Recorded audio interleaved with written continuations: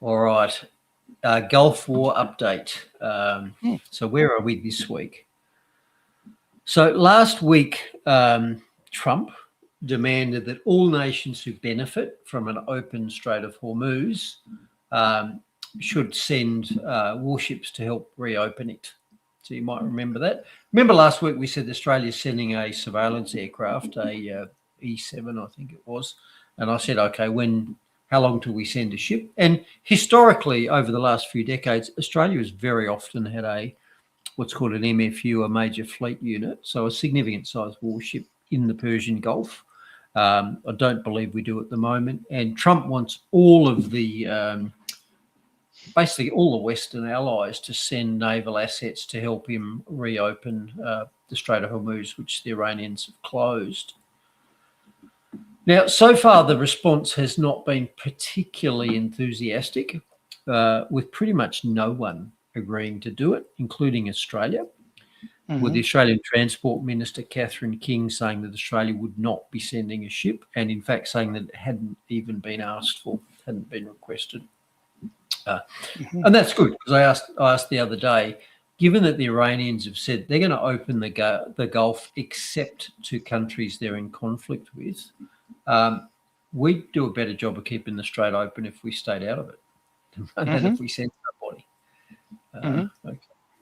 So having not had a very positive response to that, guess what Trump's response himself was?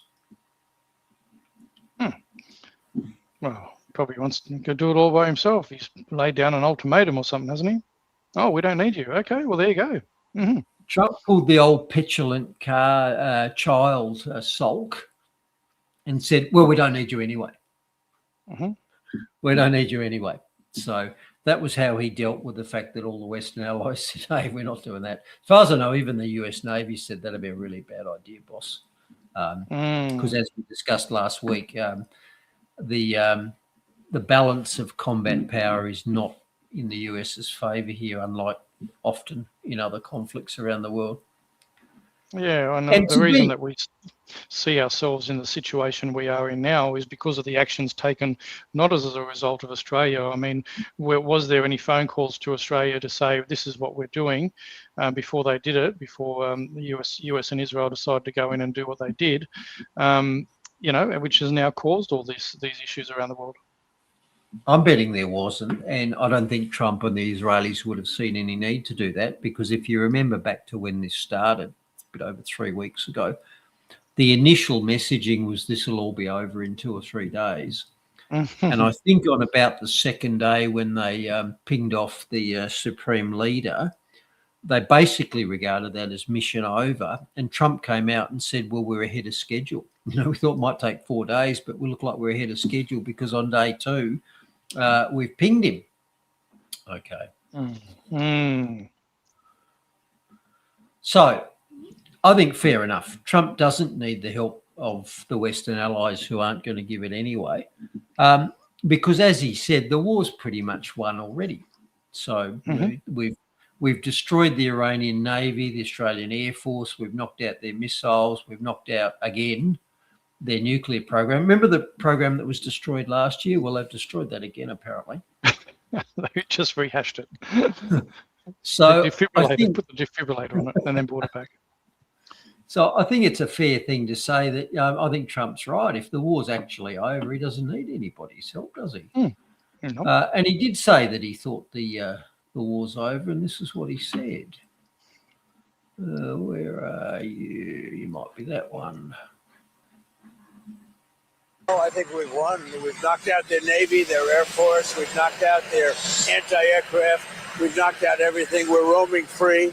From a military standpoint, all they're doing is clogging up the strait. But from a military standpoint, they're finished. So how much longer? Yeah, that was President Trump last night talking about how the war is. So the war's already won, which is great. Now, I'm hoping that Donald Trump does watch the show a wee bit. And I'm hoping that he watched it last week and he took note of the word Schwerpunkt because he brought it up there. He said, we've pretty much done everything we needed to except for that little matter of getting the strait open. And as we discussed last week, the entire war turns on whether the strait is open or not. And I believe the US lacks the combat power to open it. I think the US plus all of the Western navies can't do it. And if they try, they'll simply start losing ships. So apart from that pesky little thing about the one thing we really need to do to win the war having not been possible, apart from that, we're looking good as far as I can tell. Mm-hmm. Oh dear. Oh dear. Now this Fear and week, hostage. Mm-hmm. This week, Iran did let a few ships pass out through the strait. And from my reading, there's over 3,000 ships stuck in the Persian Gulf. Some tankers, some container ships, but there's over 3,000 of them stuck in there, which is an absolutely phenomenal amount. And normally there'd be over 100 ships a day would pass through the Strait of Hormuz. And in the recent days, there's been 1 or 2 or 3 a day.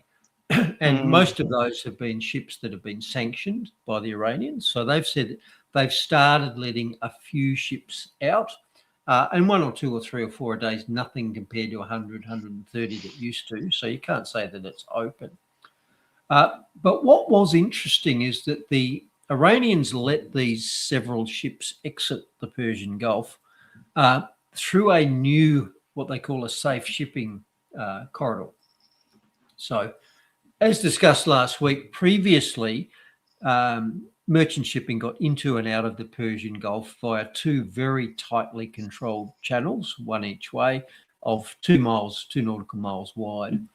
And they did that because it's actually really difficult to get around there. The waters are pretty shallow, and for a large, deep draft ship, you can't just sail wherever you want. Now, the interesting thing here is that of the several ships that the Iranians have let out, they haven't let them out through the traditional shipping corridor. They've actually asked them to go via a more northerly route, which I've shown there, which goes north of one island, south of another. Now, that does a couple of things. One is it puts them actually within easy visual range. So the Iranians can actually check. If we've given you a hall pass to drive your super tanker out, you've got to do it via this route. And the Iranians can see it. And if there's anything dodgy, like it's not the right ship, they can see it, board you and or sink you. Now, the other interesting thing in my mind is, okay, the Iranians have let a few ships out, but they haven't let them out through the normal channels. Does that mean they've already mined the normal channels? And mines are one of the key weapons for closure of the strait. Maybe they've done this amongst other reasons because they've already closed the other one. So if you tried to ad hoc drive your super tanker through the existing channels, maybe you're going to hit a mine. Maybe they're already there. So I thought that was an interesting thing to speculate on. Yeah, Gail's question there. Isn't one of the reasons ships aren't going through is because of Lloyd's of London not insuring them? Yeah, and this is one of the most interesting things, is that so far Iran has not used any combat power to actually close the strait. They basically just said it's closed, as a result of which Lloyd's, the insurers, said, we're not covering you if something happens while you're going through it. The Iranians have backed it up with 6 drone strikes on vessels, so a small handful, not all of them in the strait, some of them elsewhere in the Gulf. But really, it's not like they've been out there with a battleship saying, yeah, thou shalt not pass. The Iranians have basically said the strait is closed, and for all intents and purposes, that closed it. It hasn't even got down to a contest yet. Yep. So there's a bit of a chest-beating exercise between Trump, Bibi, and Iran. No, well, it means that there are more levels of enforcement that the Iranians can call on here if people do try to force the strait. At the moment, they're not even trying, just because Iran said don't do it. Yep. All right. Now, last week we had a rather interesting discussion about coffee physics and ways to spot AI. Do you remember that with BB? Yeah. I do remember that. I was a bit skeptical. I know. I threw out my skepticism. I know. Well, that's actually spawned a whole heap of new stuff this week. Yeah, I've seen some of those come through where they've actually generated a whole heap of others, which is Because gold. within a day, this coffee shop is obviously very popular because not only did Bibi visit it, but within a day or two, the Iranian supreme leader visited the same coffee shop. And in fact, Adolf Hitler visited the same coffee shop. So, well, they must be making a ton of money.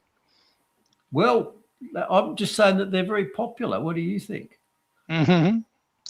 Yeah, I like the caption. The Netanyahu video was definitely not AI. Anyway, interesting. All right. Very interesting. You're going to show us one, eh? You're going to show us some. אני מת על קפה, אתה יודע מה? אני מת על העם שלי. איך הם מתנהגים, פנטסטי. אתה רוצה לספור את מספר אצבעות? אתה יכול להראות לנו? בוא. היית? לחיים. אצל האנשים שיוצאים ומתאווררים. לצאת להתאוורר, אבל ליד מרחב מוגן. והעמידה שלכם היא מדהימה, נותנת כוח לי, לממשלה, לצה"ל, למוסד. So that's the Iranian supreme leader showing not only that he's got a pretty good grasp of what's that mental block? What language to the Yiddish? But he also was showing, that he's got the right number of fingers on both sides. So that was pretty interesting. Yeah, no, well, this is it. This is how far AI has come, though, isn't it? And this is the worry, isn't it? Yes, it is. And in fact, not only did those visit the shop, but the North Korean leader's been in as well. So that's Kim Jong-il there. Well, Kim Jong-il, Kim Jong-un, all within a day or two, he's been into the same shop. And whether you believe those are AI or not, I thought there was some signs, but it's not the point I'm trying to make. The point I'm trying to make here is that it's now obvious that AI can pretty much fake anything. And isn't that ironic? We were told a year or two ago AI was going to be the greatest thing. You could have instantly the entire world's information at your fingertips because AI could find anything and knew anything. Mm-hmm. But in fact, it's gone the other way. Sure, you can have anything at your fingertips. The point is you can't trust any of it. Yep. All of it could be fake. Exactly, and your job's going to be gone too. Yeah, thousands and thousands of jobs. Hold up. No. Hey, we gon' rock it till the wheels fall off. Hold up. Nice. So, Nice. I said a while back, AI can now fake anything. And we've come full circle. We've come more than 100 years. You can't just get information from all over the planet, whether it was by the telegraph or radio or vision, television. We've actually circled around to the point where, you can only trust what you hear over the fence now. All that world of data, it's all corrupt now. Isn't that fascinating? All by design. Master of the Well, I don't know. It might be an unintended consequence. Just makes you wonder, though, with all that, and I've said this a lot before, is like how many people, average people, just getting on with their daily life, Bruce, has petitioned the government or of their country and said, you know what, we want this technology. We actually want you to, create all these things.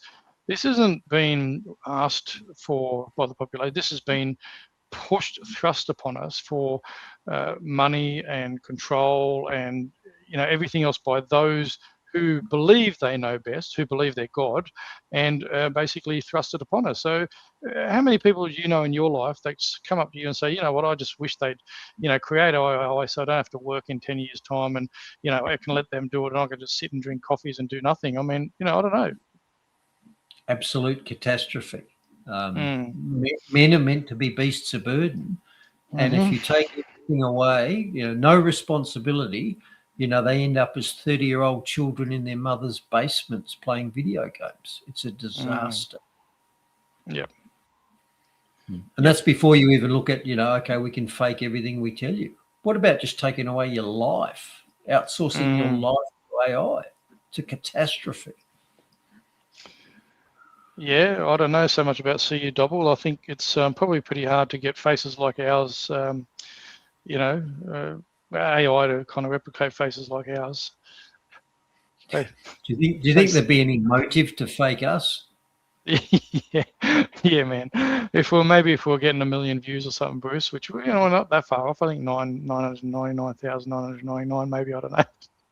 Can we fake an audience as well? That'd be good, wouldn't it? Maybe we could fake an audience. We could get one of those plaques from YouTube then, couldn't we? Yeah, 10 viewers. Yes. Anyway, keep that up. We might end up with only 10, but anyway, let's go. All right. And the Babylon Bee sort of added to it by making this point. And they said that, we're not sure if Bibi's really alive or not. But the interesting thing is, if he's actually dead, it looks like Trump's first in line to actually be the president of the United States.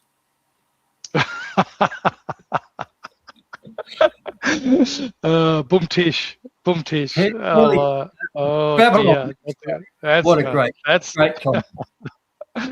That is a great comment. Wow. Well, I've got to say, there's a lot of more criticism of what's going on over there at the moment, all through the media, which is pretty interesting. Yep.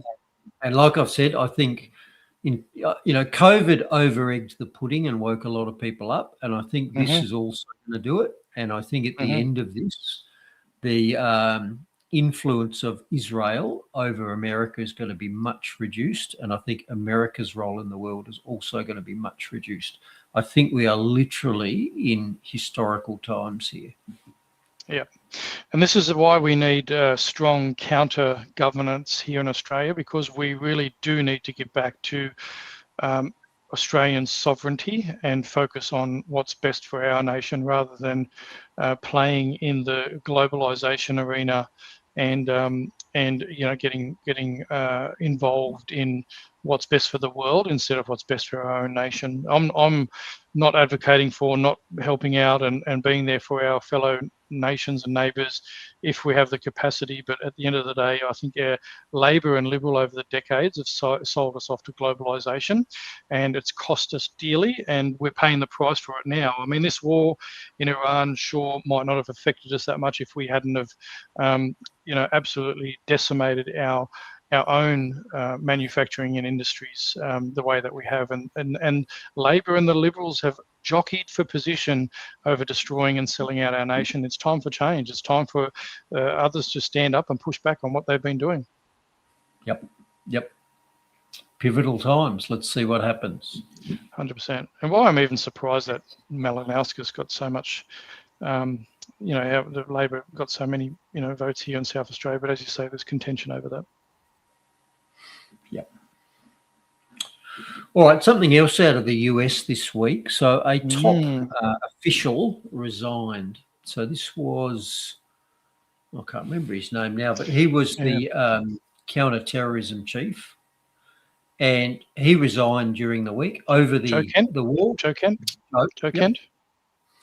And here's what he said. He said, "I cannot in good conscience support the ongoing war in Iran. Iran posed no imminent threat to our nation," and that was the argument, the casus belli. And it is clear that we started this war due to pressure from Israel and its powerful American lobby. Well, that is a opinion that is exploding in America and around the world at the moment. So isn't it interesting that a top official basically put his career on the line, like I did for COVID, and said, that's wrong and I'm not doing it? Yeah, good on him. And I mean, Tucker Carlson's got a massive following, and he's been interviewed by Tucker Carlson and others. And it's exploding all through the socials that I'm seeing. Yeah, him discussing that, absolutely. Now they've already started trying to character assassinate him for saying that. You might have noticed. And note as well what his job was. He was the head of counter-terrorism. So the question here is, what triggered this?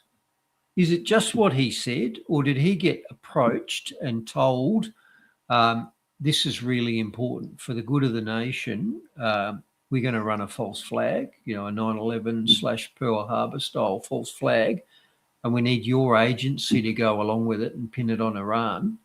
And maybe he said, no, I'm not doing that. I'm just not doing that. I'm out of here. Mm-hmm. And of course, if he did, yeah, he might be out of here. I'd be pretty careful if I was him that I didn't meet the Clintons, shall we say. Yes, yes. You don't go out on the water with your wakeboard. You may not come back. And remember, a couple of weeks ago, I listed some of the signs of a false flag. So if we get a false flag, it'll be done on home soil.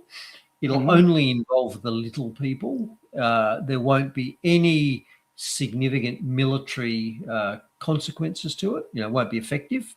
And the media will immediately come out and give you proof that Iran done it. So that are some of the signs of how to spot a false flag. So if the false flag consists of Iran attacking an airport in Kansas and destroying 10 of the 30 B-2 bombers that America has, that's not a false flag. If it consists of Iran shooting up a gay bar in Denver, that could be a false flag because it's got no military value. So watch for that. Funny how that works. All right, what else happened during the week? Well, Israel said that they destroyed the Iranian nuclear program again, which is good to know because that was one of the war conditions here. They not only wanted regime change, and I listened to a podcast during the week and said, we've got to stop calling it regime change. What that means is they're trying to overthrow the government. So the US and Israel are admitting that they want to overthrow the Iranian government. Sounds more sinister than regime change, doesn't it? Anyway, Netanyahu said that at least one of their war aims has pretty much been met because they've destroyed the nuclear program again. One wonders for how long this time, because it was only like a couple of months last time. And Bibi's also come out and said that Israel does not influence Trump on these matters. So that's good to know because some of us wondered whether that was happening. Yeah, well, thanks for that clarification. It's really helpful. Yeah, good to know. And you might remember when Charlie Kirk got assassinated, one of the first things that happened is Bibi came out and said Israel didn't do it. Yeah, we weren't involved, yeah. Why did anyone even think Israel might have? Of course, what we now know is that Kirk was becoming rapidly disillusioned with the whole Zionist project. So he was becoming a problem. Very interesting stuff. All right, what else happened this week? We had major escalation in the war because up to this point a week ago, the Americans had been bombing the hell out of Iran and the Iranians had been responding with some missile and drone attacks back into the Gulf. And most of those were attacking military targets. So the Iranians were hitting airports, military bases, et cetera, et cetera. Well, the escalation this week is that the US has started hitting energy production facilities, oil production facilities, and the Iranians have said, well, tit for tat, we'll fire back. And so after the Americans struck the refinery in Tehran, and you might have seen the images of vast black clouds and black rain in Tehran, well, the Iranians retaliated by striking a liquid natural gas facility in Qatar. And the information is that has destroyed 17% of that facility's output for up to 5 years. So it's said to be a bigger attack on natural gas than Nord Stream. And in case you don't know, obviously when natural gas comes out of the ground, it's a gas, so it just drifts away. And it's not very easy to transport gaseous things in a big ship. So they have these enormous processing plants which cool the natural gas down to the point that it turns into a liquid. And then they can put it on a ship, an LNG carrier, without having to have a big pressure vessel because it's cold enough that it just turns into a liquid. And so that's how a lot of natural gas is transported around the world. But you need a lot of energy to cool the gas to that point so you can put it on the ship, which is why a lot of these facilities are in the Persian Gulf because that's where lots of cheap energy is. So in order to transport natural gas around the world, they generally have to liquefy it. And one of the world's largest plants is in the Persian Gulf, and it's had 17% of its capacity destroyed for years. So this is really important. Rather than just blowing up a few tankers and blowing up some buildings and some missile facilities, they're now destroying industrial infrastructure that the West, us included, relies on. They're destroying the infrastructure, the refineries, the processing plants, and that's very different to just sinking the odd tanker. So even if the war were to finish now, the consequences of the war could go on for months, if not years. So even where we're at the moment, there is no going back to normal quickly here, even if nothing else happens from this point. And as we know, Trump's come out overnight and said that if Iran doesn't stop, if they don't open the Strait of Hormuz within 48 hours, which is by tomorrow, then Trump is going to strike every power plant and every piece of infrastructure in Iran. And Iran's responded by saying, yeah, well, we'll do it back to you, right back at you. We will blow up every refinery, every processing plant in the entire Persian Gulf. And so far, the Iranians have done everything. Every time they've said they'd do something, they did it. So tomorrow may represent a major escalation. And if that happens tomorrow, we are stuck with high energy prices for years, if not forever. And if you remember, I've said previously, energy is the economy. Everything your economy does relies on energy. Well, if our energy just got twice as expensive, and it's not far off it, you know, diesel's gone from $1.70 to $3. What that means is the size of your economy just halved, if that's true. And you remember, a recession is what, a 5% fallback? The depression was a 30% fallback.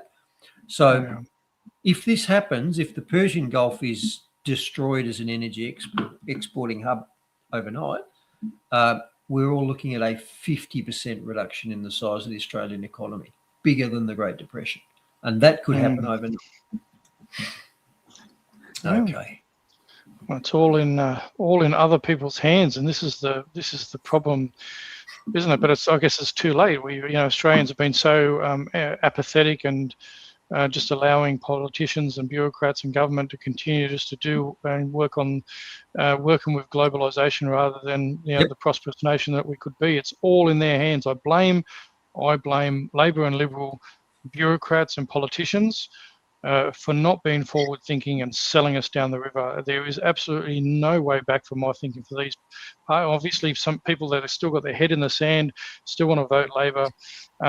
These political parties have destroyed our nation, and it's time for change if we ever get a chance to right the ship in while we're alive anyway, Bruce. But this is not a time for disheartening. This is kind of, we just keep punching. We just got to keep doing what we do and working together. This is what I said about last episode about community, people protecting each other.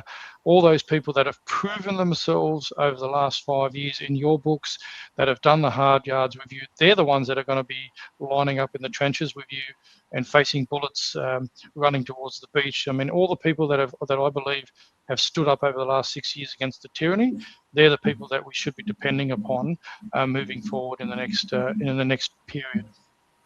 Local networks, because government isn't going to be able to save you. This is going to extinguish the welfare state. And I said, it's not only energy that's coming out of the Middle East, it's a whole lot of other things that are easy to make when you've got cheap energy. That, by the way, used to be Australia. That used to be our industrial advantage. We might have been a long way away from the world, but we had centuries worth of cheap coal and cheap electricity, so we could afford to make stuff and send it overseas. Our wise rulers extinguished our cheap energy by sending our coal overseas and not letting us burn it ourselves. And they forced it into this dependence position where we have to import everything, even though we've got it here. We've shut it all down here. And there's just a few of the other important things that come out of the Gulf. So oil we mentioned, natural gas we mentioned, urea. I didn't realise this, but urea is a critical component in a lot of industrial processes, including fertiliser production. and a third of the world's urea comes out of the Middle East. And I was in Horsham on the way to South Australia over the weekend, and I stopped with some friends, and one of them works on a large broadacre farm. He said it's seeding time. We need 1,000 litres of diesel a day to run our machinery, and we can't get any, and we don't know about fertiliser. Wow. So don't, as I've said before, do not underestimate how serious this is. This is a historic level economic and financial shock to the world. And it's not just about $3 a litre for diesel. It's far worse than that.